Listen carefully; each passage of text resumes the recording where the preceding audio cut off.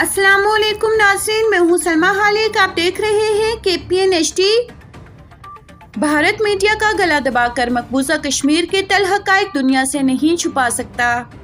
Jeddah وزیر اعظم آزاد جموں و کشمیر سردار عبدالقیوم نیازی نے مقبوضہ کشمیر میں صحافیوں کو ہراساں کرنے اور میڈیا کی آزادی پر حملوں کی شدید مذمت کرتے ہوئے کہا ہے کہ ہندوستان میڈیا کا گلا دبا کر مقبوضہ کشمیر کے بارے میں تل حقائق دنیا سے چھپانے میں کامیاب نہیں ہو سکتا۔ انسانی حقوق کی صورتحال نہ صرف مقبوضہ کشمیر بلکہ ہندوستان میں بھی تشویشناک ہے۔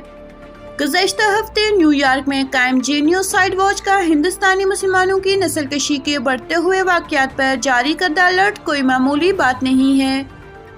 وہ سال قبل جینوسائیڈ واچ کشمیر کے حوالے سے بھی ایک گلوبل الرٹ جاری کر چکی ہے۔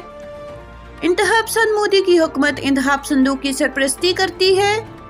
عالمی برادری بالخصوص اقوام متحدہ ہندوستان کو کشمیریوں اور ہندوستانی اقلیتوں کی نسل کشی سے باز رکھنے کے لیے ہنگامی بنیادوں پر قدم اٹھائیں۔ اقوام متحدہ اپنا خصوصی نمائندہ مقبوضہ کشمیر بھیجے جو صورتحال کا غیر جانبداری کے ساتھ جائزہ لے کر اقوام متحدہ کو آگاہ کرے۔ سعودی عرب نے ہر مشکل گھڑی میں ہمارا ساتھ دیا، جن پر ہم ان کے شکر گزار ہیں۔